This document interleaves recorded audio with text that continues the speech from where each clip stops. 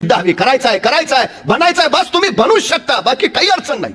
तुम्हाला अडवणारा कुणी नाहीच आहे. सगळ्यात महत्वाचं तुमचे कष्ट तुम्हाला विजयी करतातच, पण त्याच्यापेक्षा एक सगळ्यात महत्वाचा प्रभावी गुण जर तुमच्यात असेल तर तुम्ही हवं ते करू शकता. ज्यांच्या कुशीतून स्वराज्याचं देखणं स्वप्न निर्माण झालं त्या राजमाता मासाहेब जिजाऊंची आज जयंती. भारतीय धर्मसंस्कृतीची पताका ज्यांनी अमेरिकेच्या शिकागोमध्ये फडकावली त्या स्वामी विवेकानंदांची जयंती. या दोहोंना अभिवादन करतो. मासाहेब जिजाऊंच्या संस्कारांचा वसाने वारसा घेतो. कार्यरत असलेली जिजाऊ सामाजिक आणि शैक्षणिक संस्था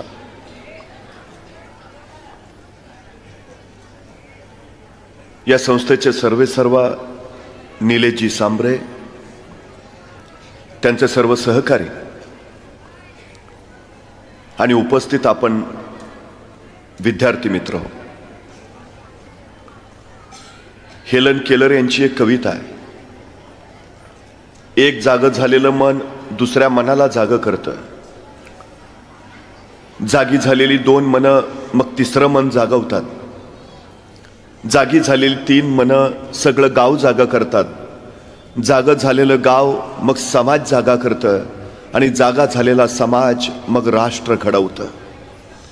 निलेश सांबरेजी नावाचं एक जाग झालेलं मन ज्या मनानं बघता बघता असंख्य मनं घडवली आणि ही मनं उद्याच्या प्रत्येक क्षेत्राप्रांतातली कुठली रण जिंकण्यासाठी सिद्ध केली, हे त्यांचं सगळ्यात मोठं कर्तृत्व आहे.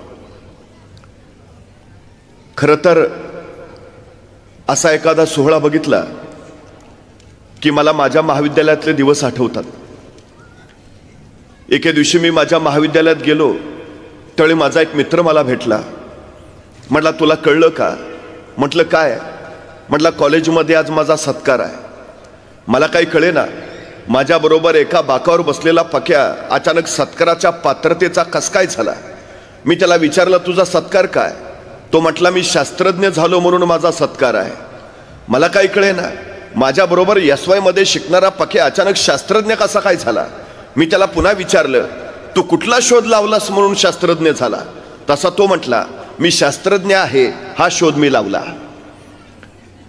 पण आता महाविद्यालयात सत्काराची तयारी चालू होती त्यामुळे विश्वास ठेवणं भाग होतं.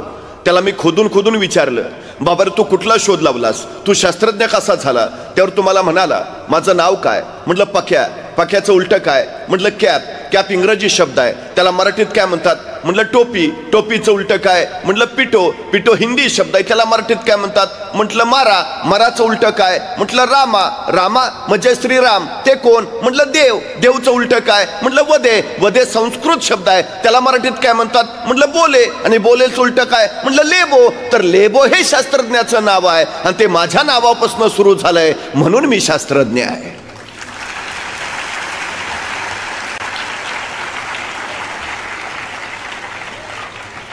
पण मित्रांनो हाच पक्या आज प्रकाश सावंत या नावानं देशासाठी शास्त्रज्ञ म्हणून काम करतो आहे. ही माझ्या दृष्टीनं आनंदाची आणि अभिमानाची गोष्ट आहे. हेच वय असतं, हाच काळ असतो. याच काळामध्ये प्रेरणा पेरता येतात, याच काळामध्ये उर्मी भरता येतात, याच काळामध्ये मनगट मजबूत करता येतात, मन घडवता येतात. काहीतरी करू पाहण्याची, करून दाखवण्याची, घडवण्याची, घडवू पाहण्याची जिद्द याच काळामध्ये पेरली जाते. आणि हेच विलक्षण कार्य जिजाऊ शैक्षणिक आणि सामाजिक संस्था करते.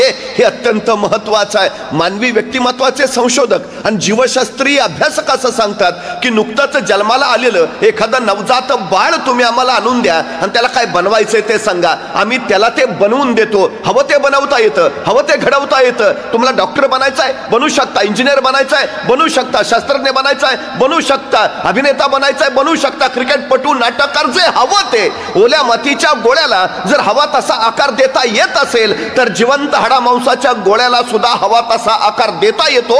फक्त माती ओली हवी आणि वय संस्कार क्षम हवं. योग्य वेळी जर योग्य ते मिळालं तर माणसं हवी तशी घडवता येतात. हा या निसर्गाचा सगळ्यात मोठा सिद्धांत आहे. मी निलेशजी समरे यांचं कौतुक यासाठी करतो की आपण या विद्यार्थ्यांना योग्य वेळी योग्य ते देत आहात. हे सगळ्यात आणि सगळ्यात महत्वाचं. खरं तर वर्तमानपत्रामध्ये एक जाहिरात आली होती. ही जाहिरात फोटोग्राफरांसाठी होती आणि त्या जाहिरातीमध्ये असं लिहिलं होतं की अत्यंत निरागस, अत्यंत निर्मळ, ज्याच्या चेहऱ्यावर कुठल्याही वाईट भावनांचा लवलेश नाही, अशा एखाद्या निरागस चेहऱ्याचा फोटो काढून स्पर्धेला पाठवून द्या. एक फोटोग्राफर विचार करत बसला, निरागस चेहरा, निर्मळ चेहरा, ज्याच्या चेहऱ्यावर वाईट भाव नाही असा चेहरा, अरे शोधायचा कुठलं?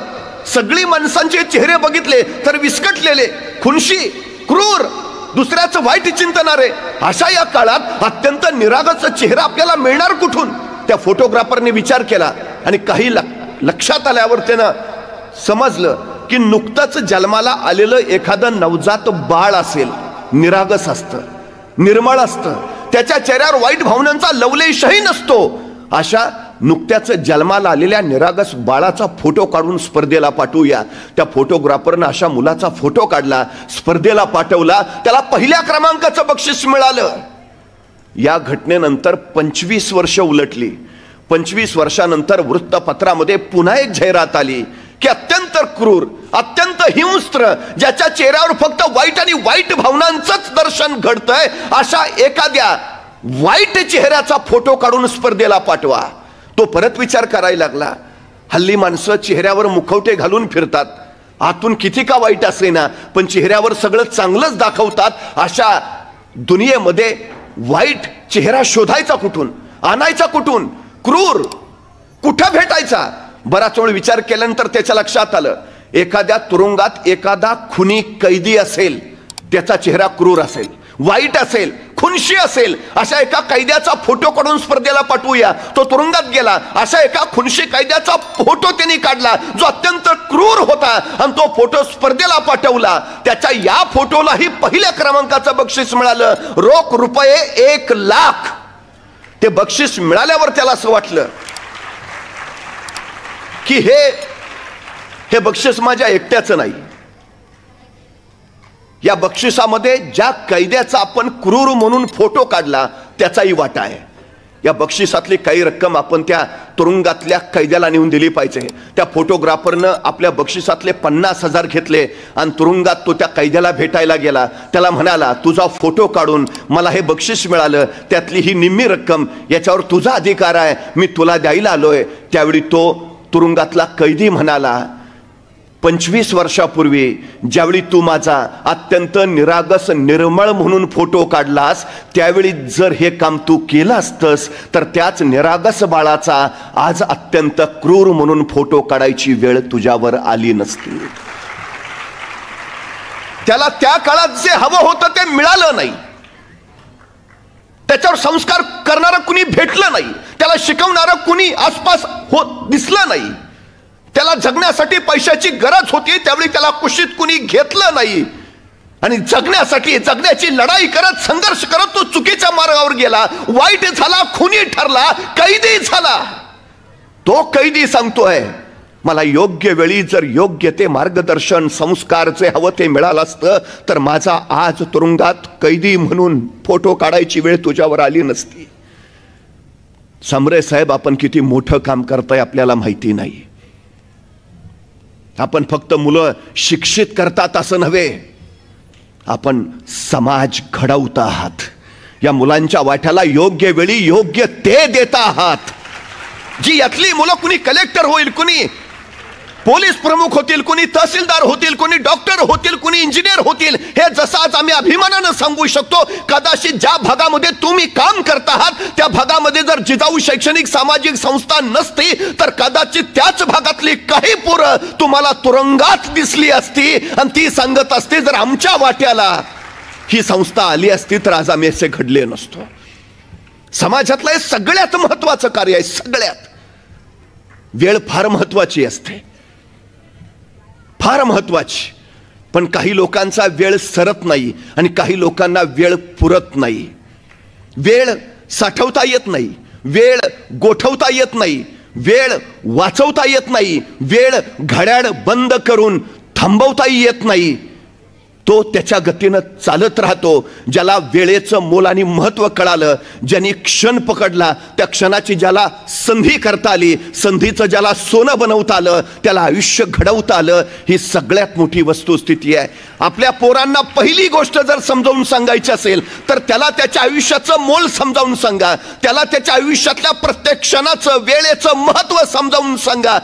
प्रत्येकाला सारखाच वेळ मिळतो असं नाही. निलेशजी समरेंनी प्रचंड मोठं वैभव उभा केलंय, हा मग करणारच, त्यांना दिवसाचे 48 तास मिळतात.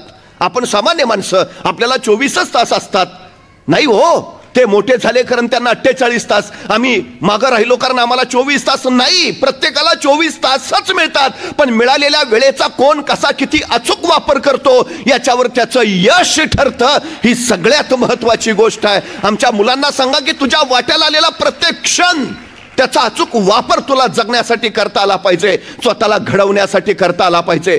5 वर्षाचं महत्व जर तुम्हाला माहिती करून घ्यायचं असेल तर निवडणुकीत पराभूत झालेल्या एखाद्या उमेदवाराला विचारा, 5 वर्ष किती महत्वाची. तो सांगेल तुम्हाला 5 वर्षाचं महत्व.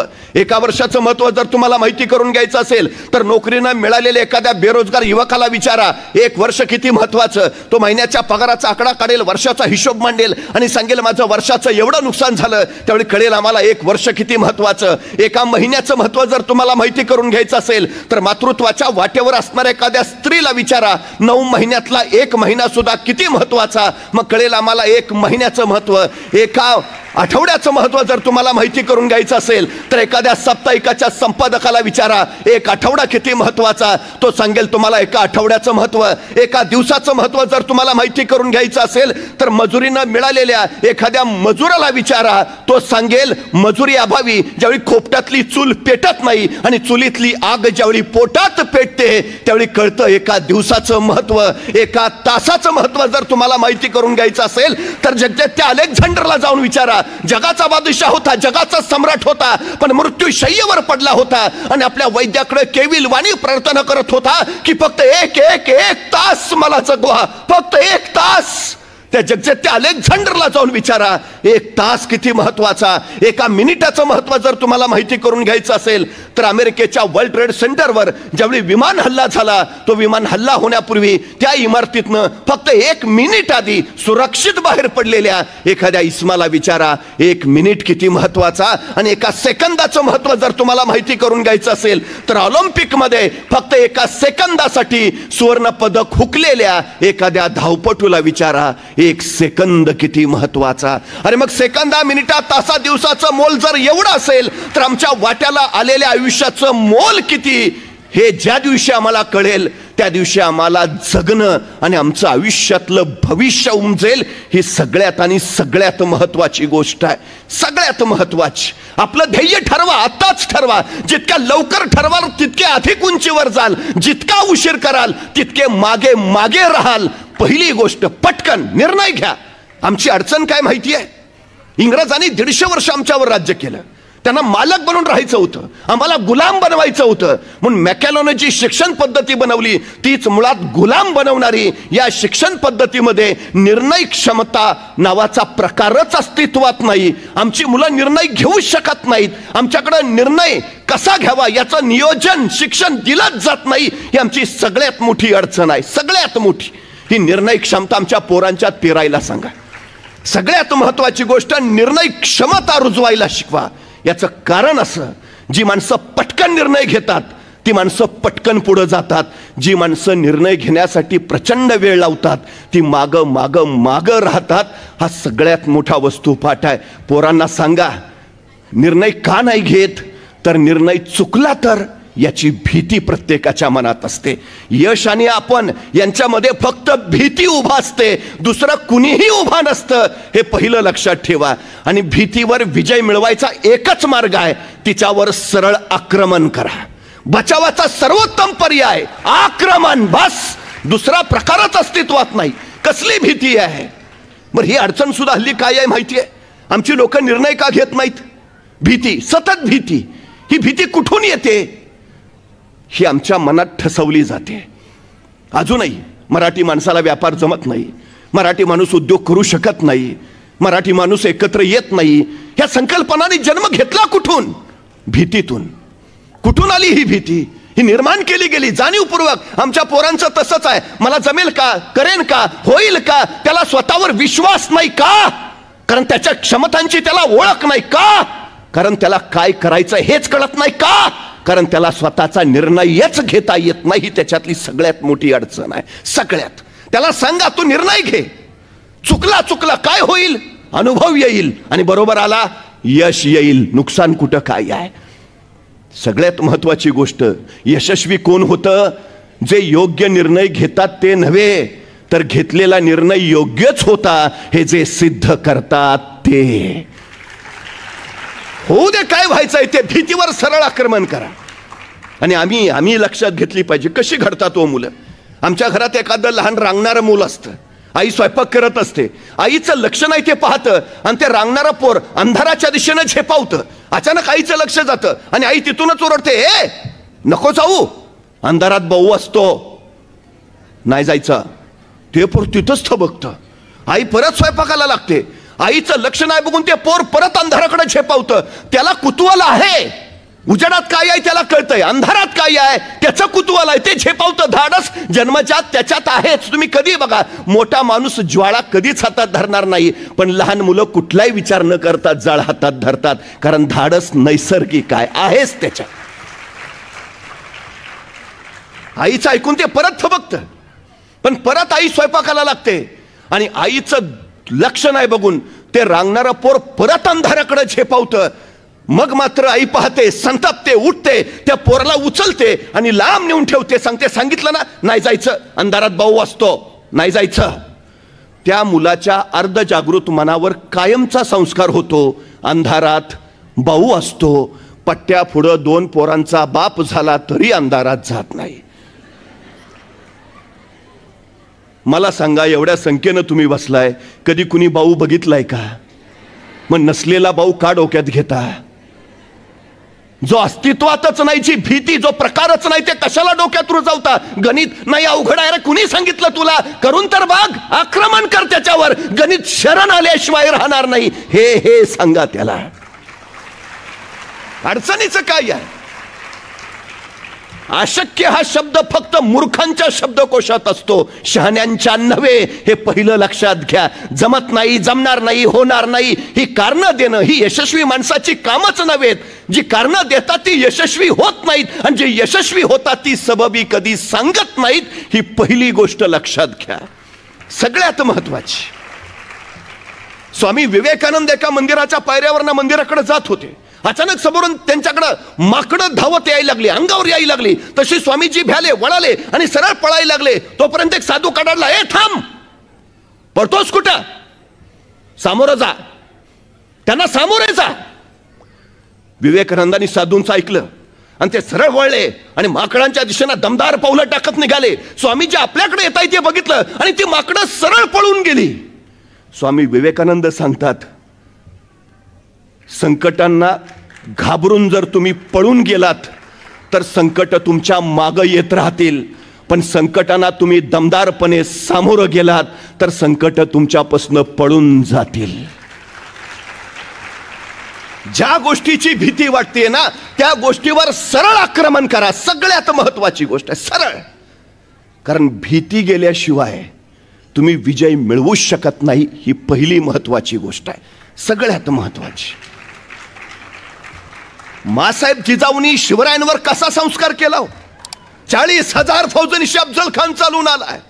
तो अफजल खान ज्यांनी शहाजीराजांना कैद केलं, तो अफजल खान ज्यांनी मासाहेब जिजाऊंचे थोरले पुत्र संभाजीराजांना कनकगिरीच्या वेड्यात ठार मारलं, तोच अफजल खान आता भोसले कुलवंशामध्ये एकुलत्या एक राहिलेल्या शिवरायांवर चालून आला.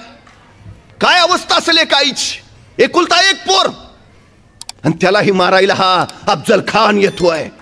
काय म्हटल्या मासाहेब तेवढी महाराजांना, राजे एवढी वेळ दुसऱ्या कुणाला पाठवलं तर नाही का जमायचं? नाही, एकुलते एक तुमचंच काय बरं वाईट झालं तर म्हातारपणे आम्ही कुणाच्या तोंडाकडे बघावं? काय म्हटलं मासाहेब? जाऊ नको नको दुसरं काय काय? ज्यावेळी राजे आशीर्वाद घ्यायला आले त्यावेळी मासाहेब म्हणाल्या, राजे त्या खानाचा हिसाब चुकता करा, आम्हाला खान हवाय राजे, जिवंत वा मेलेला. पण त्याच वेळी आशीर्वाद घेताना राजे मासाहेबांना म्हणाले, मासाहेब खान बलाढ्य, यदा कदाचित खानाच्या तावडीतून आम्ही जिवंत परतच नाही आलो तर तशी ती सौदामिनी कडाडली, राजा नाहीच परत आला तर ही जिजाऊ समजून जाईल आम्ही पहिल्यापासूनच निपुत्रिक होतो म्हणून. मेलात तरी चालेल, जा. हा संस्कार आहे. घाबरू नकोस, भीती बाजूला काढ, जा. मेलास तरी चालेल. त्यातून शिवराय घडलेत, त्यातून.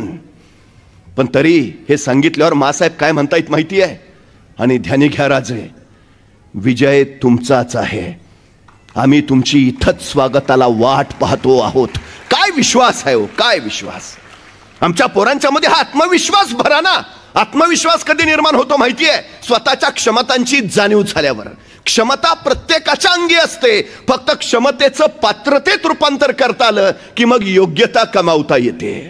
आमच्या पोरांना जाणीव करून द्या, त्याच्यात काय आहे, सगळं आहे त्याच्यात, काही नाही असं अजिबात नाही. हे पहिलं लक्षात घ्या, सगळं आमच्यात आहे. एक गोष्ट तुम्ही वारंवार ऐकली असेल, हत्तीचं पिल्लू, माहूत त्याला लोखंडी सकळदंडाने बांधून ठेवतो. हे हत्तीचं पिल्लू सुटायचा प्रयत्न करतं, निसटायची कोशिश करतं, सगळी शक्ती लावतं, थकतं, दमतं, पण लोखंडी साखळदंड त्याला तोडता येत नाही. शेवटी ते थकून म्हणतं, साखळदंड तोडणं शक्यच नाही, आपण इथून निसटूच शकत नाही. तेच हत्तीचं पिलू पुढं बलाढ्य होतं, अफाट ताकदीचं होतं, मोठमोठाले वृक्ष स्वतःच्या सोंड्यानं उन्मळून टाकतं. पण या बलाढ्य हत्तीला माहूत कधीच साखळदंडाने बांधून ठेवत नाही. तुम्ही कधीही मोठा हत्ती बघा, त्याच्या पायात साखळी फक्त सोडलेली असते, बांधलेली नसते. कुणीतरी माहूताला विचारतो, एवढा बलाढ्य हत्ती तुम्ही त्याला बांधून ठेवत नाही? तसा माहूत म्हणतो, मी त्याला बांधायची गरजच नाही, कारण हत्तीनं स्वतःला बांधून घेतलंय, आपण इथून निसटू शकत नाही. आमच्या पोरांचं होतं काय माहिती आहे? या जगात तुम्हाला बाहेरून कुणी बंधनं घालू शकत नाही, या जगात तुम्हाला बाहेरून कुणी मर्यादा घालू शकत नाही, या जगात बाहेरून तुम्हाला दुसरा कुणीही पराभूत करू शकत नाही. या जगात फक्त तुम्हीच तुम्हाला पराभूत करू शकता, हे पहिलं लक्षात ठेवा. या जगात दुसरं कुणी तुम्हाला विजयी करू शकत नाही, या जगात फक्त तुम्हीच तुम्हाला विजयी करू शकता, हे लक्षात ठेवा. बंधनं नका घालू, मर्यादा घालूच नका. आपण हवं ते करू शकतो, हवं तसं करू शकतो, हवं ते घडवू शकतो. हा विश्वास एकदा उरात येऊ द्या. सगळ्यात महत्वाचं आहे ते सुरुवात करा. जे काही करायचंय सुरुवात करा. रिंगाळत बसायचं नाही, पटकन निर्णय घ्यायचा आणि कामाला लागायचं.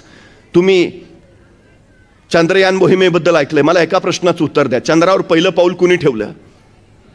नील आर्मस्ट्रॉंग.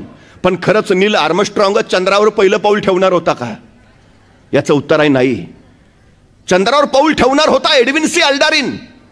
तो अपोलो यानाचा प्रमुख पायलट होता, तो अमेरिकेचा वैमानिक होता, स्पेस वॉकिंगचा त्याला अनुभव होता.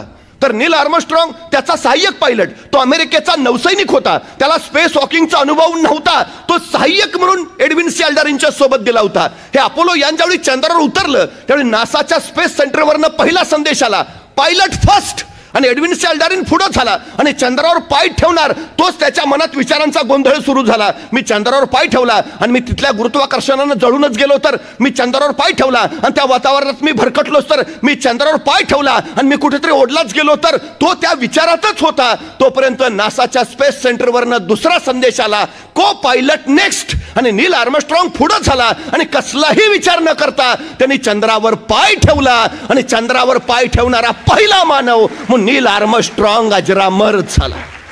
एडविन सी अल्डारिन मध्ये सगळ्या क्षमता होत्या, सगळी कौशल्य होती, सगळं सामर्थ्य होतं, त्याचा सगळा अभ्यास होता, पण फक्त तो योग्य वेळी निर्णय घेऊ शकला नाही आणि म्हणून तो मागं राहिला आणि पटकन निर्णय घेतला म्हणून नील आर्मस्ट्रॉंग अजरामर झाला. सगळ्यात महत्वाची गोष्ट, उरात आत्मविश्वास असेल तर पोरं रेंगाळत नाहीत, पटकन निर्णय घेतात आणि कामाला लागतात. पटकन निर्णय घ्यायला शिकवा. सगळ्यात महत्वाची गोष्ट आहे ती. आणि एकदा निर्णय घेतला की सुरुवात करा, मग मागं पुढे बघायची गरज नाही. सरळ सुरुवात. काही लोक निर्णय घेतात पण सुरुवातच करत नाहीत. सगळ्यात मोठी आमची अडचण आहे ती ही आहे, सगळ्यात मोठी. तुम्हाला माहिती आहे, जो पहिलं पाऊल उचलतो तोच पोचतो. 1000 मैलाचा प्रवास एका पावलानेच सुरू होतो. सुरुवात तर करायला हवी. एका टेकडीच्या पायथ्याशी एक सद्ग्रस्त उभा होता. वेळ मावळतीची, अंधार पडलेला. मी तिथं गेल्यावर त्याला विचारलं, का थांबलाय? तो म्हटला, नाही, डोंगरावर जायचं आहे. म्हटलं, जा ना मग. नाही, अंधार आहे ना.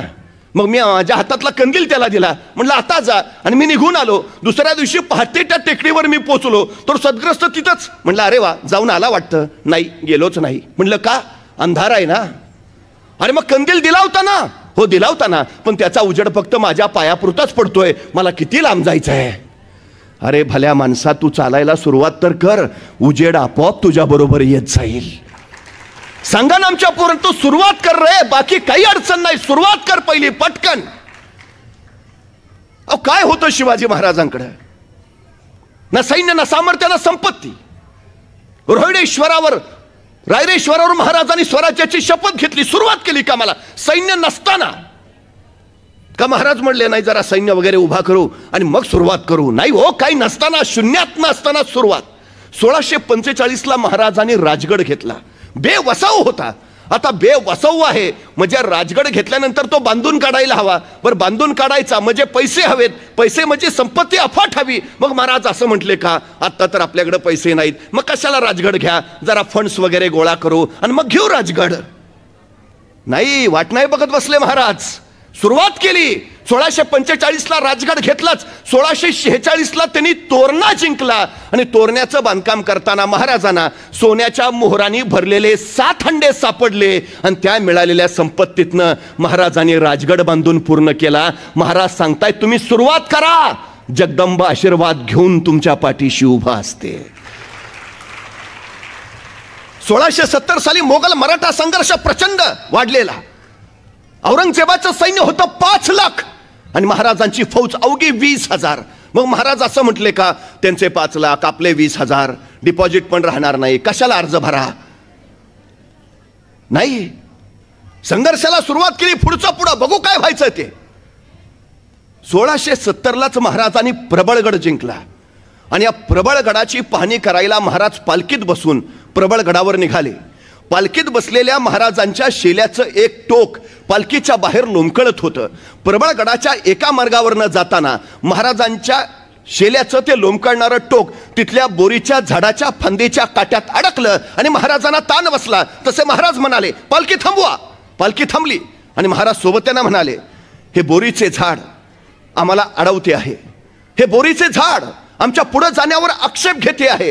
हे बोरीचे झाड आम्हाला काहीतरी सांगू पाहते आहे. इथे काहीतरी आहे. आहे, खना खना. माणसं खणायला लागली. 5-6 फूट गेली. दगडी भिंत लागली. आहे, उकरा उकरा. उकरली.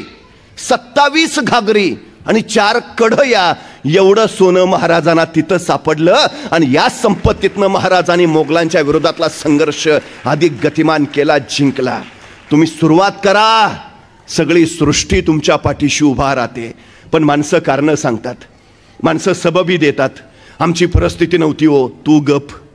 मला भयान राग येतो असल्या माणसांचा. आमची परिस्थिती नव्हती हो. परिस्थिती माणसाला घडवती नाही आणि परिस्थिती माणसाला बिघडवती नाही. माणूसच परिस्थिती घडवतो आणि माणूसच परिस्थिती बिघडवतो. ही सगळ्यात मोठी वस्तुस्थिती आहे, सगळ्यात मोठी. नाही, आम्ही गरीब आहे ना. अरे चांगला आहे ना, श्रीमंत व्हायला तुला मिळालेली सर्वोत्तम संधी आहे. नाही नाही, मला जरा बुद्धी कमी आहे. उत्तम. विद्वान व्हायला तुला मिळालेली ही सर्वोत्तम संधी आहे. अरे स्वतःच्या कमतरताना कमीपणा समजू नका. कमतरतांचं बलस्थानात रूपांतर करा आणि त्या बलस्थानाच्या बळावर स्वतःच्या कर्तृत्वाचा ध्वज रोवा. हे यशाचं सगळ्यात महत्वाचं सूत्र आहे.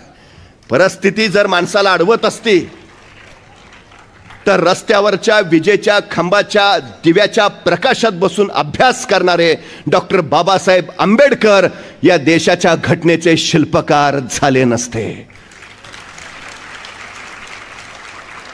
परिस्थिती तुम्हाला अडवत नाही, उलट प्रतिकूल परिस्थितीच तुमच्यातले उपजत गुण बाहेर काढते.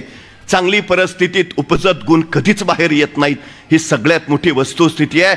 म्हणून तुम्ही बातम्या वाचल्या असतील, श्रीमंतांची पोरं नापास होतात आणि त्यांच्या घरात धुनीभांडी करणाऱ्या मोलकरणींची पोरं गुणवत्ता यादीत येतात. परिस्थिती, प्रतिकूल परिस्थिती उत्तम गुण बाहेर काढते. संकटांना संधी मानायला हवं, कारण संकट तुम्हाला अडवायला येत नाहीत, संकट तुमची उंची वाढवायला येतात. अडथळे तुम्हाला थांबवायला येत नाहीत, अडथळे तुमच्यातल्या क्षमता बाहेर काढतात. अडचणी तुम्हाला रोखायला येत नाहीत, अडचणी तुमच्यातली कौशल्य बाहेर काढतात. संकट, अडथळे, अडचणी स्वागत करायलाच हवं, कारण तीच तुम्हाला घडवतात. तुमच्यातनं मूर्ती घडायची आहे ना, मग घाव सोसावेच लागतील. ज्या दगडावर घाव बसताय त्यांना समजून जावं, आपल्यातून सुंदर मूर्ती घडायची आहे. म्हणून हे घाव वाट्याला येत आहेत. ज्या दगडावर घाव पडत नाहीत त्याच्यातून मूर्ती कधीच तयार होत नाही. ही सगळ्यात मोठी गोष्ट आहे, सगळ्यात मोठी. लाल बहादूर शास्त्री रामनगरहून शाळेला जायचंय, मध्ये गंगा नदी होती, नाविकाला द्यायचे पैसे त्यांच्याकडे नसायचे. शाळेच्या वेळेस ते गंगेच्या काठावर यायचे. कुणीतरी नाविक म्हणायचा, ए लाल बहादूर चल येतोयस ना शाळेत? आणि लाल बहादूर म्हणायचं, नाही तुम्ही जा. का रे? नाही माझ्याकडे पैसे नाही आहेत. अरे असू दे, नंतर दे. नंतर तरी कुठून येतील? आई सांगते, कुणाच्या उधारीचं ओझं आपल्या डोक्यावर नको ठेवूया, तुम्ही जा, मी येतो. ती नौका गेली की लाल बहादूर शास्त्री आपल्या अंगावरचे कपडे काढायचे, त्या कपड्यात वह्या पुस्तकं गुंडाळायचे आणि तीच वह्या पुस्तकं कपड्यांसहित डोक्याला मुंडासं म्हणून बांधायचे आणि सरळ गंगे नदीत उडी घ्यायचे आणि पोहत पोहत पलीकडे जायचे. काठावर उतरायचे, कपडे अंगावर परिधान करायचे, पुस्तकं हातात घ्यायचे आणि वर्गात जाऊन बसायचे. परिस्थितीशी लढत संघर्ष करत तेच लाल बहादूर शास्त्री या देशाचे पंतप्रधान झाले. हे आम्ही लक्षात ठेवायला हवं. एपीजे अब्दुल कलाम रामेश्वरमला वृत्तपत्र वाटायचं काम करायचे, पेपर वाटायचे. पेपर वाटणारे ते एपीजे अब्दुल कलाम या देशाचे राष्ट्रपती झाले. रिहा बुलोज नावाची 11 वर्षाची फिलिपाईन्स मधली मुलगी प्रचंड वेगात धावायची. तिच्या शाळेच्या धावण्याच्या स्पर्धेमध्ये ही रिहा पहिली आली आणि तिची राष्ट्रीय धावण्याच्या स्पर्धेसाठी निवड झाली. त्या दिवशी ही 11 वर्षाची रिहा धावत धावत आनंदात आपल्या वडिलांजवळ आली. बाबा बाबा, मी शाळेच्या धावण्याच्या स्पर्धेत पहिली आली, आता मला राष्ट्रीय स्पर्धेत धावायचंय, माझी निवड झाली आहे. वडिलांनी जवळ घेतलं, कुशीत घेतलं, डोक्यावरून हात फिरवला. खूप छान, खूप छान रिहा, अभिनंदन. पण त्याच वेळी वडिलांच्या कुशीतनं बाजूला होत रिहा म्हणाली, पण बाबा आता राष्ट्रीय स्पर्धेत धावायचंय ना. हा बेटा, मग मला धावण्याचे बूट हवेत बाबा, राष्ट्रीय स्पर्धेत स्पोर्ट शूज घालूनच धावावं लागेल ना, त्याच्या आधी मला तसा सराव करावा लागेल. बाबा धावण्याचे बूट घ्या ना मला. वडील म्हटले, घेऊया ना बाळा, जरूर घेऊया. आणि त्या आनंदात रिहा सरावाला निघून गेली, सराव करत राहिली. राष्ट्रीय स्पर्धा तोंडावर आली, 4-8 दिवस राहिले आणि ही रिहा आपल्या वडिलांजवळ आली. बाबा स्पर्धा 4 दिवसावर आली आहे, तुम्ही धावण्याचे बूट घेतो म्हटलेला, बाबा घ्या ना बूट. ते ऐकल्यावर मात्र रिहाच्या वडिलांचे डोळे पाणावले. आपल्या पोरीला जवळ घेत म्हणाले, बाळा या महिन्याचा पगारच नाही झाला, घ्यायचे होते बूट पण नाही घेऊ शकत, मी तुला धावण्याचे बूट नाही घेऊ शकत. रिहाच्या डोळ्यात पाणी तरळलं, निघून गेली. पण ते असं म्हटले नाही, आता मला बूट नाहीत ना मग मी धावणारच नाही. नाही, ती जिद्दीनं परत पळायला लागली, धावायला लागली, सराव करत राहिली. राष्ट्रीय स्पर्धा उजाडली. ही रिहा बुलोज त्या स्पर्धेत सहभागी झाली. बाकीचे सगळे स्पर्धक स्पोर्टचे कपडे घातलेले, पायात स्पोर्ट्सचे शूज घातलेले, पळायला सज्ज. आणि ही रिहा अनवाणी पायानं उभी. एक वार तिनं आपल्या पायांकडे बघितलं, इतर स्पर्धकांचे पाय, तिचं तिलाच कसं तरी झालं. सगळे स्पोर्ट शूज घालून आणि मी अनवाणी पायाने, काय वाटलं कुणास ठाऊक, ते रिहा सरदिशी बाजूला झाली आणि जखमेवर बांधायच्या बँडेजच्या पट्ट्या तिनं स्वतःच्या पायावर बुटासारख्या बांधल्या आणि त्याच्यावर लिहिलं NIKE. जणू काही नायकेचेच बूट तिनं घातलेत आणि जखमेच्या बांधायच्या बँडेजच्या पट्ट्या पायाला गुंडाळून ही रिहा बुलोज धावण्याच्या स्पर्धेत उभा राहिली. स्पर्धा सुरू झाली आणि वाऱ्यासारखी, तीरासारखी भयान वेगाने रिहा पळत राहिली. तिला फक्त ध्येय दिसत होतं, आपल्याला जिंकायचंय, जिंकायचंय, जिंकायचंय. बस 100 मीटर, 200 मीटर, 400 मीटर, 1000 मीटरच्या शर्यती या रिहा बुलोजनं जिंकल्या. 4 सुवर्ण पदकं तिनं कमावली.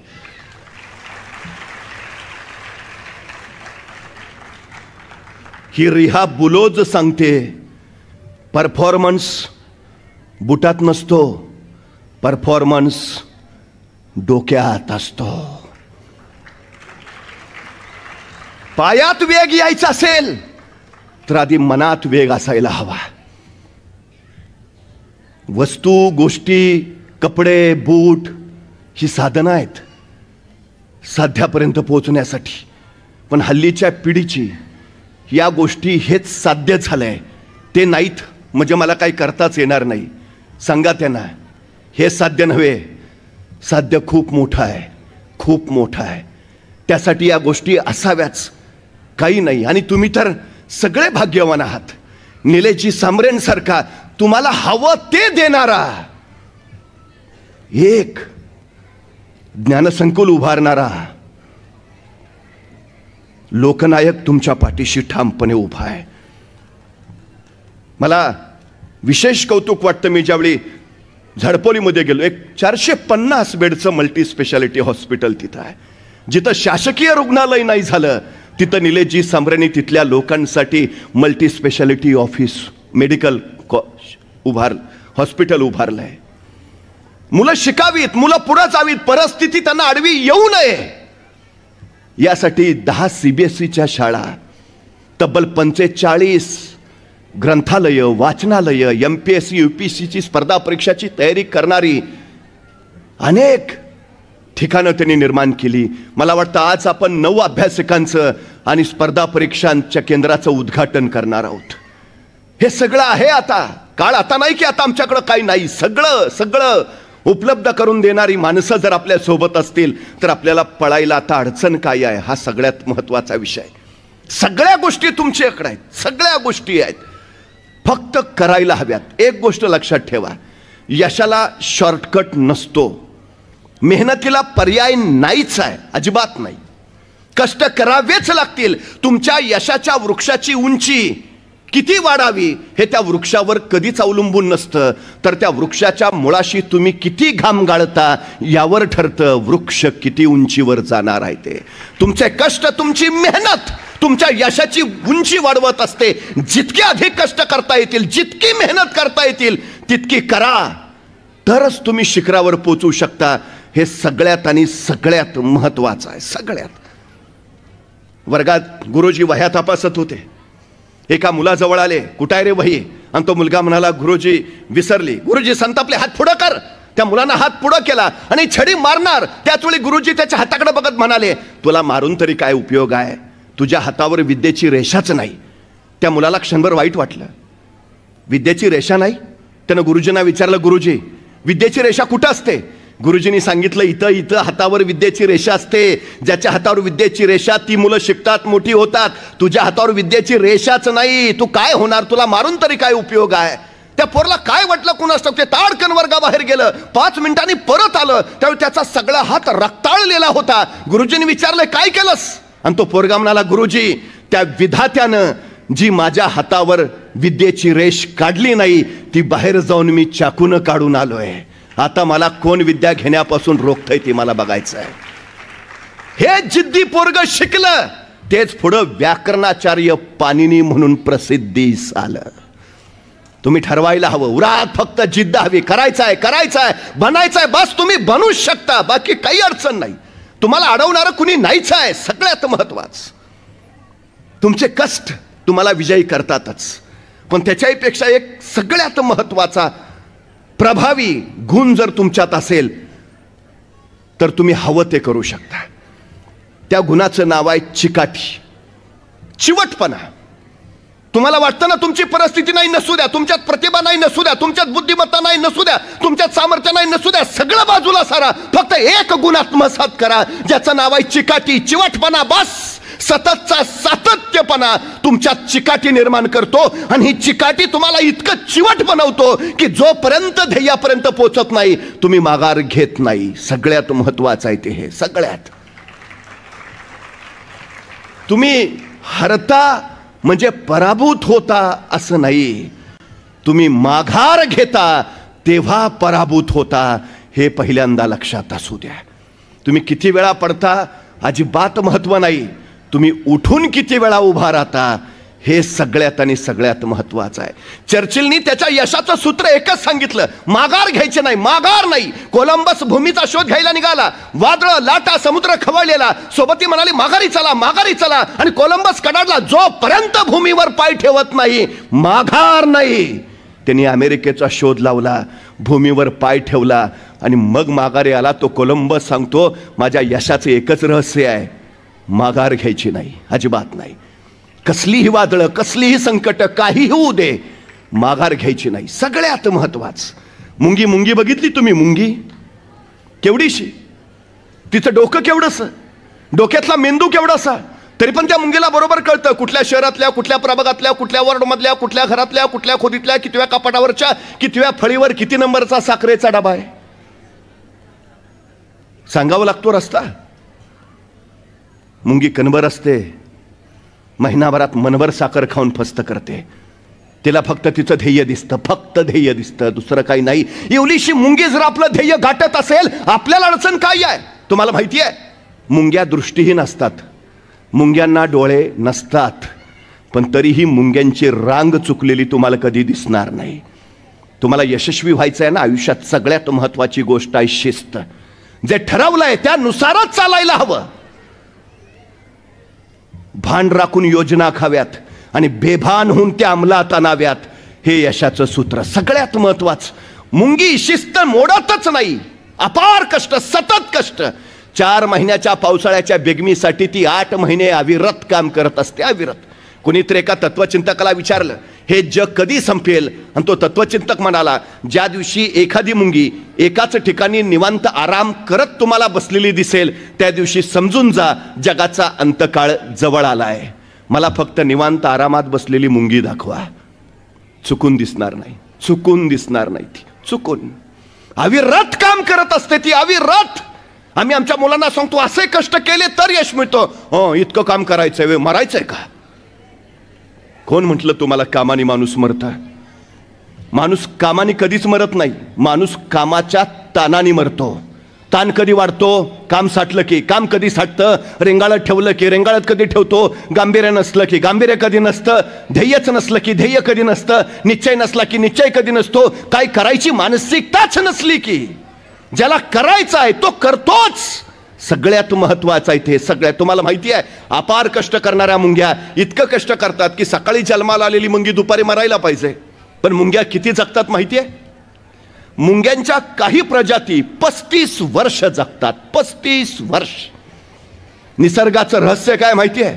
जो सतत कार्यरत असतो, सतत काम करतो, तो दीर्घायुषी होतो, आणि जो निवांत आरामात बसतो तो अल्पायुषी ठरतो. आमच्या पोरांना सांगा, आत्ता कष्ट केलेत तर आयुष्यभर राजासारखा राहाल, आणि आत्ता राजासारखं राहिलात तर आयुष्यभर गाढवासारखे कष्ट करावे लागतील. तुम्हाला राजा व्हायचा आहे का गाढव व्हायचा आहे, हे तुम्ही ठरवायचं आहे. सगळ्यात महत्वाचं आहे ते. सगळ्यात सातत्य एकमेव गोष्ट अशी आहे की जी तुम्हाला यशस्वीच करते. पाण्याचा एक थेंब वज्रासारख्या कठीण दगडावर अखंडपणे पडत राहतो, आणि एक दिवस तो दगड फुटतो. तो काय पाण्याच्या थेंबाने फुटतो? नाही, त्या थेंबाच्या सततच्या सातत्यानं तो फुटतो. ही सगळ्यात मोठी ताकद सातत्याची आहे. सातत्यामुळं तुमच्यात सवय निर्माण होते, सवयीचा सराव होतो, आणि सरावाने तुम्ही सर्वोत्तम बनत जाता. ही सगळ्यात मोठी गोष्ट आहे. तुम्हाला सर्वोत्कृष्ट बनायचं असेल तर तुम्हाला सतत सराव करावा लागेल. सराव सवय बनवायला लागेल. ही सवय तुम्हाला समृद्ध घडवेल. सगळ्यात महत्वाचं, अब्राहम लिंकन यांचे वडील चांभार होते, पण अब्राहम लिंकन राष्ट्राध्यक्ष झाले. तुम्ही कोण आहात अजिबात महत्वाचं नाही, तुम्ही कोण होणार आहात हे फार महत्वाचं आहे. सगळ्यात महत्वाची गोष्ट. पण ज्यांचे वडील चांभार, त्यांचा मुलगा राष्ट्राध्यक्ष झाला, हे अमेरिकेच्या काही आमिर उमराव सरदारांना पटलं नाही. त्यांना तसा धक्काच बसला. राष्ट्राध्यक्ष म्हणून अब्राहम लिंकन यांचं पहिलं भाषण सभागृहामध्ये होतं.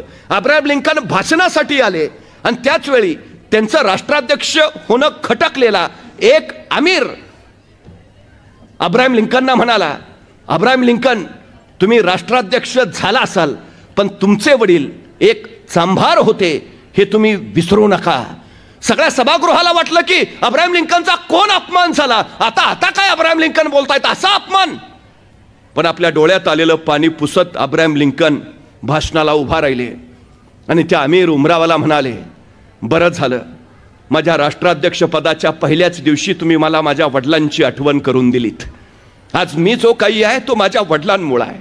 मला मान्य आहे माझे वडील चांभार होते, तुमच्या पायातले सगळ्यांचे बूट माझ्या वडिलांनीच शिवलेली आहेत हेही मला माहिती आहे. पण मला अभिमान याचा आहे की या देशाची सत्ता राबवणाऱ्या सगळ्या आम्ही उमरावांना माझ्याच वडिलांच्या हातचे बूट लागतात, इतके माझे सर्वोत्कृष्ट काम करतात. ही माझ्या दृष्टीनं सगळ्यात मोठी अभिमानाची गोष्ट आहे.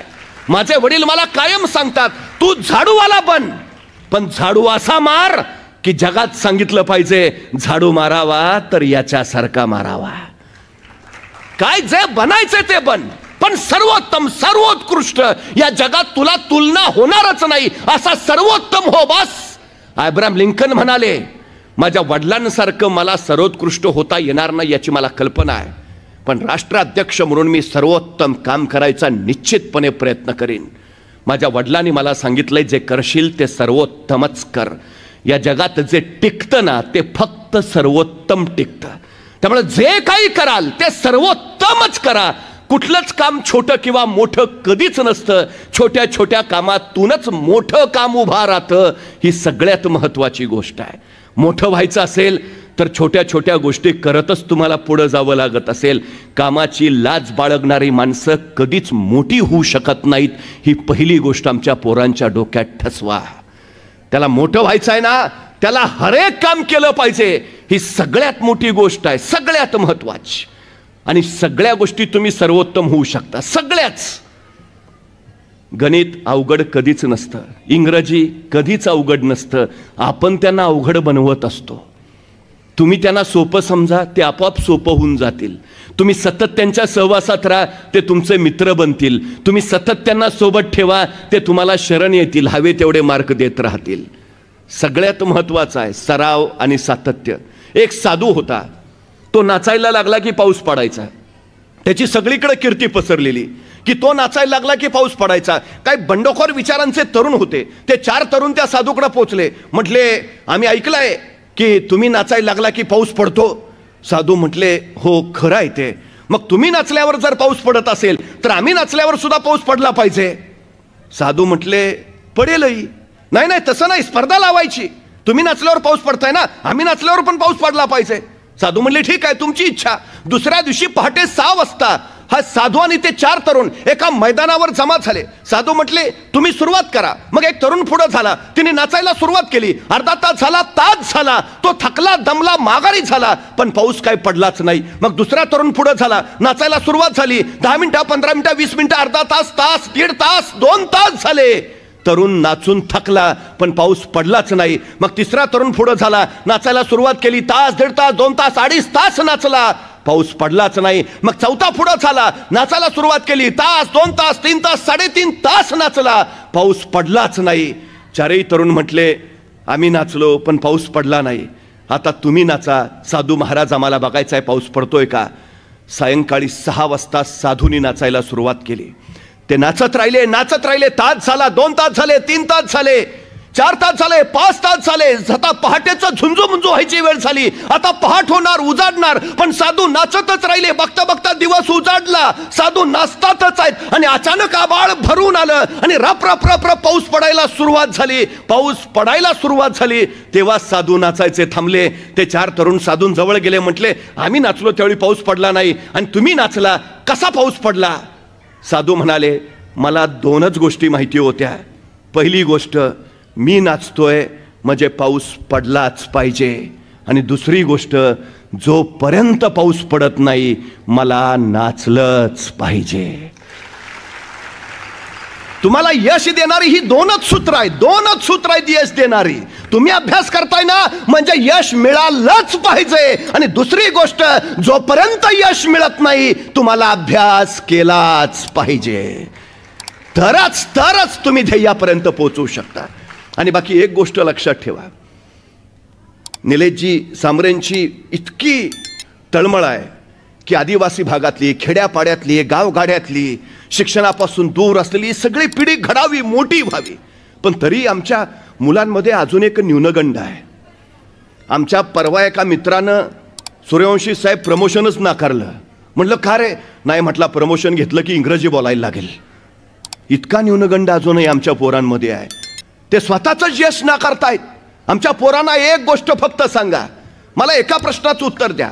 हुबहू तुमच्यासारखा दिसणारा दुसरा कुणी व्यक्ती तुमच्या गावात आहे का? नाही. जिल्ह्यात, राज्यात? नाही. मी परवा इंदोरला गेलतो, सेम माझ्यासारखा दिसलाय का? तुम्ही लंडनला जा, आफ्रिकेत जा, नाहीतर अमेरिकेत जा, हुबहू तुमच्यासारखा या जगात दुसरा कुणी नाही. या जगात तुम्ही एकमेवा द्वितीय आहात. तुमच्यासारखं दुसरं कुणीच नाही. अरे तुमच्यासारखं या जगात दुसरं कुणीच नाही. याचा अभिमान बाळगण्यापेक्षा न्यूनगंड कसले बाळगता? या जगात फक्त तुम्ही एकटेच आहात जे तुम्ही आहात, बस. तुमची बरोबरी दुसरा कुणीच करू शकत नाही. एकमेवा द्वितीय आहात. अभिमान बाळगायला शिका, बस. बाकी काही नाही. काढून टाका सगळे न्यूनगंड. मी इथून आलो, मी तिथून आलो, आम्ही असं काही नाही. काय आहात नाही महत्वाचं, काय करता आणि काय होता हे महत्वाचं. थॉमस अल्वा एडिसन बहिरा होता, पण त्याच्या आईची प्रचंड इच्छा होती की माझ्या मुलानं शिकावं. आता तो बहिरा आहे, त्याला ऐकूच येत नाही. मग तो ग्रहण कसं करेल काही? पण आईची प्रचंड इच्छा की माझ्या मुलानं शिकावं, आणि तिनं स्वतःच्या बहिऱ्या मुलाला शाळेत पाठवलं. एडिसन आठवडाभर शाळेत जात राहिला. आठवडाभरानंतर एडिसन शाळा सुटल्यानंतर घरी आला आणि आईनं विचारलं, एडिसन कसा होता आजचा दिवस? आणि एडिसन म्हटला खूप छान. आणि एडिसननं एक पत्र बाहेर काढलं, आईच्या हातावर दिलं आणि आईला म्हणाला, आमच्या टीचरनी तुझ्यासाठी दिलंय. एडिसनच्या आईनं ते पत्र हातात घेतलं, फोडलं, वाचायला सुरुवात केली. एडिसनच्या शाळेतल्या टीचरनी लिहिलं होतं की तुमचा मुलगा शिकण्याच्या पात्रतेचा नाही. जगातला कुठलाच शिक्षक त्याला शिकवू शकत नाही. कृपा करून उद्यापासून त्याला आमच्या शाळेत पाठवू नका. त्याला कुणीच शिकवू शकत नाही. हे पत्र वाचलं आणि त्या आईच्या डोळ्यातनं घळघळ घळघळ पाणी उखळायला सुरुवात झाली. आपल्या आईच्या डोळ्यातले अश्रू एडिसननं बघितलं. एडिसन म्हणाला, काय गाई? आणि आईनं पटकन डोळे पुसले. काही नाही रे बाळा, आनंदाचे अश्रू आहेत. का ग? काय लिहिलंय आमच्या पत्रात टीचरनी? आणि एडिसनची आई म्हणाली, अरे वेड्या, तुझ्या टीचरनी लिहिलंय की तुमचा एडिसन खूप हुशार आहे. खूप हुशार आहे. इतका हुशार आहे की त्याच्या तुलनेत वर्गातली इतर मुलं अगदीच ढ आहेत. त्यामुळे वर्गात शिकवताना आमची अडचण होते. तुमच्या एडिसनला काही दिवस शाळेत पाठवू नका, म्हणजे इतर विद्यार्थ्यांना शिकवून आम्ही हुशार करतो. आणि मग ती एडिसन इतकी हुशार झाली ना की मग तुम्हाला कळवतो, मग तुमच्या एडिसनला शाळेत पाठवा. एडिसन म्हटला, खरंच मी इतका हुशार आहे? हो ना, माझं बाळ आहेच हुशार. मग आई आता शाळा? आता नाही जायचं शाळेत, आता घरीच शिकूया. आईनं आपल्या बहिऱ्या पोराला सांगितलं की तू हुशार आहेस. आईच्या त्या प्रेरणा बळावर ते पोर शिकत राहिलं. आईनं त्याला फक्त एकच गोष्ट सांगितली, बाळा ज्ञान मिळवायचं आहे ना, एक गुण फक्त स्वतःत रुजव, ज्याचं नाव आहे जिज्ञासा. प्रश्न विचारत राहा फक्त. आभाळात वीज चमकली की प्रश्न विचारायचा, वीज का चमकतीये? शोध का चमकतीये? ऋणप्रभार धनप्रभार एकत्र येतो, चकमक उडते, वीज होते. उत्तर मिळाले की ज्ञान वाढत जाईल बाळा. जिज्ञासा जोपास. प्रश्न विचारत राहा, फक्त प्रश्न विचार, बस, दुसरं काही नाही. हल्ली आमच्या पोरांची अडचण काय माहिती आहे? आमची पोरं प्रश्नच विचारत नाहीत. ह्याची दोनच कारणं असतात. एक तर त्याला सगळं कळलंय आणि दुसरं त्याला काहीच कळलं नाही. पण जिज्ञासा हा गुण आमच्या मुलांच्यात नाही, ही सगळ्यात मोठी अडचण आहे. मी स्वतः फिजिक्सचा प्राध्यापक आहे, भौतिकशास्त्र शिकवतो. याच्या आधी अनेक प्राध्यापकांनी भौतिकशास्त्र शिकवलं असेल, इथून पुढेही शिकवतील. पण भौतिकशास्त्रामध्ये आम्ही शिकवतो काय? Newton's law, Einstein's rule, Edison's formula. मला कायम प्रश्न पडतो, न्यूटन्स लॉच का? पाटील्स लॉ का नाही? आईन्स्टाईन्स फॉर्म्युलाच का? सांब्रेज फॉर्म्युला का नाही? एडिसन्स रूलच का? सूर्यवंशीच रूल का नाही? आमची लोक का नाही संशोधन क्षेत्रात? आमची पोरं का नाही पुस्तकात? आमच्या पोरांच्या नावाने का रूल्स नाहीत, फॉर्म्युला नाहीत? का नाहीत? आम्ही का नाही? याचं कारण आमच्या पोरांमध्ये जिज्ञासाच नाही. आम्ही संशोधनच करत नाही, शोधच लावत नाही. आमची सगळ्यात मोठी अडचण, शोधानी जग समृद्ध झालंय. आमचं जग समृद्ध करायचं असेल तर पोरांच्या जिज्ञासा रुजवा. सगळ्यात महत्वाची गोष्ट आहे. सगळ्यात मासाहेब जिजाऊनी काय केलं माहिती आहे? शिवरायांच्या मध्ये हा अलौकिक गुण रुजवला, जिज्ञासा, प्रश्न विचार. यांचं राज्य का? भूमी आमची आहे ना, मग आमचंच राज्य पाहिजे, ते इथं का नको? ते लढतायत, आम्ही लढणार, आमच्यात सामर्थ्य आहे. प्रत्येक प्रश्नाचं उत्तर शोधत महाराज पुढे निघाले, स्वराज्य उभा राहिलं. जिज्ञासा आहे त्याचं मूळ होतं, जिज्ञासा. पण हल्ली नाही ती. मला कधी कधी बरं वाटतं, बरं झालं ते न्यूटनच सफरचंदाच्या झाडाखाली बसला होता. मग ते सफरचंदाचं झाडातनं सफरचंद खाली पडलं.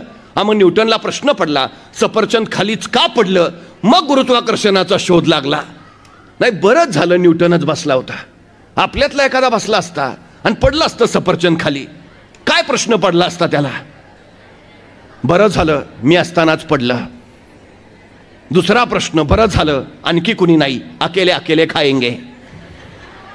आणि जर एखाद्या मुलाला प्रश्न पडलाच, सफरचंद खालीच का पडलं, आणि त्यानं विचारलं आपल्या वडिलांना, बाबा सफरचंद खाली का पडलं? बाबा म्हणणार, खाना मुकाट्यानं का डोक्याला ताप देतो, हाय ते व्याप कमी आहेत का? संपला आमचा न्यूटन सफरचंदाच्या झाडाखालीच. आमच्या पोरांमध्ये ही जिज्ञासा रुजवा. एडिसनच्या आईनं एडिसन मध्ये जिज्ञासा रुजवली. तो प्रयोग करत राहिला, अखंड प्रयोग करत राहिला, प्रश्न मांडत राहिला, उत्तर शोधत राहिला. एके दिवशी थंडीचे दिवस होते. एडिसन शेकोटी करून शेकत होता. ज्वाळा धडाडल्या होत्या आणि त्याच वेळी आतून आईचा आवाज आला, एडिसन चल बस झालं, ये घरात आता जेवायला ये. जेवायला जायचं म्हणून एडिसननं पटकन शेजारची माती घेतली आणि त्या जळत्या शेकोट्यांवर टाकली आणि तो जेवायला आत गेला. दीड तासांनी जेवून बाहेर आला. आता एडिसनला वाटलं होतं की त्या जाळांवर आपण माती टाकली आहे, त्यामुळे आता शेकोटी विझली असेल. पण बाहेर येऊन त्यानं पाहिलं तेव्हा त्याच्या लक्षात आलं की लाकडं ज्वाळेच्या रूपात जळत नव्हती, पण त्या लाकडांचे आता निखारे झाले होते.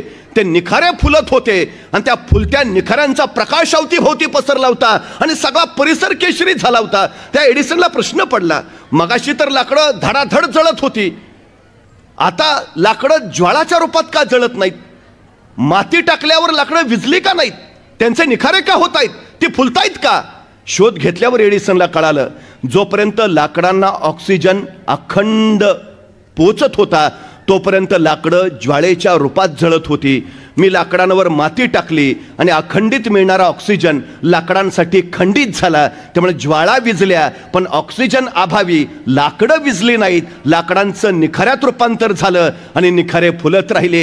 हेच उत्तर एडिसननं आपल्या प्रयोगात वापरलं. एक निर्वात पोकळीची परीक्षा नळी घेतली ज्यात ऑक्सिजन नव्हता आणि त्यात त्यानं विद्युत तार सोडली. ऑक्सिजन नसलेल्या विद्युत तार असलेल्या त्या परीक्षा नळीला त्याने विद्युत प्रवाह जोडला. विद्युत प्रवाहामुळे ती तार जळाली नाही, ती फक्त तप्त तप्त होत राहिली. इतकी लालबुंद झाली की तिचा प्रकाश सगळ्या खोलीवर पसरला. सगळी खोली प्रकाशमान झाली आणि जगाला विद्युत बल्बचा शोध लागला.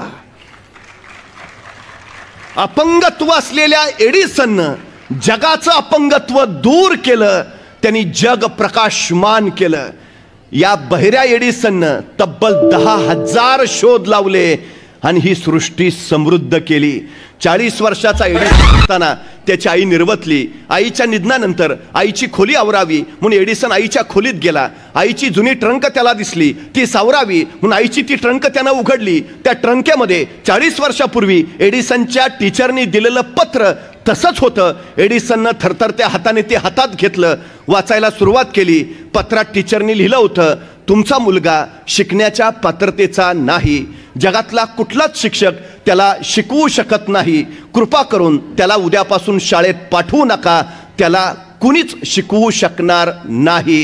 हे पत्र वाचत वाचत एडिसनच्या डोळ्यातनं खळखळ खळ अश्रू खळायला लागले आणि ते पत्र आपल्या हृदयाशी घट्ट कुरवाळत तो म्हणाला, आई, या जगात मला कुणी शिकवू शकणार नव्हतं, मी शिकण्याच्या पात्रतेचा नव्हतो, पण माझ्या सगळ्या कमतरतांवर पांघरून घालून तू मला सतत सांगत राहिलीस, तू हुशार आहेस एडिसन, तू हुशार आहेस. पात्रता नसलेल्या मुलाला या आईनं इतकं हुशार केलं की त्यांनी सगळं जग समृद्ध करून टाकलं. आई मुलाची पहिली शाळा असते आणि शाळा मुलाची दुसरी आई असते. या दोन आईंच्या कुशीत मूल शिकत असतं. आपल्या मुलांच्या चुका काढण्यापेक्षा त्यांचं कौतुक करायची संधी शोधत चला, म्हणजे पोरं इतिहास घडवतील. हा एका आईनं मांडलेला सिद्धांत आहे. त्या आईचं नाव होतं राष्ट्रमाता राजमाता जिजाऊ मासाहेब. की ज्यांनी इथल्या रानावनातल्या डोंगर दऱ्यातल्या शेतकऱ्यांच्या पोरांमध्ये स्फुल्लिंग चेतवलं, तुम्ही तुमचं राज्य घडवू शकता. आणि ही पोरं ताडकन उभा राहिली, रुमणं बाजूला टाकून हातात तलवारी घेत पोलादी मनगटाने दिल्लीच्या तख्ताला धडका मारत राहिली. अटकेपर्यंत मराठे पोचले. चहो बाजूला शौर्याचा वनवा वनवा उसळला. लोककल्याणकारी राज्य उभा राहिलं. जगाच्या पाठीवर राज्याभिषेक सोहळा फक्त छत्रपती शिवाजी महाराजांचाच साजरा केला जातो. कारण या राज्याभिषेकानं जगाला रामराज्याची आठवण करून दिली. या राज्यानं लोककल्याणकारी राज्य उभा केलं. आणि हे राज्य माँसाहेब जिजाऊंच्या संस्कारातून आलं. 350 वर्षापूर्वी माँसाहेब जिजाऊंनी जी वाट दाखवली त्याच वाटेवरनं जिजाऊ शैक्षणिक आणि सामाजिक संस्था प्रवास करते आहे. निलेजी सांबरे साहेब जिजाऊंचाच वारसा जपत पुढे जात आहेत. त्यांना मनपूर्वक शुभेच्छा देतो. पुन्हा एकदा माँसाहेबांना अभिवादन करतो. थांबतो. धन्यवाद.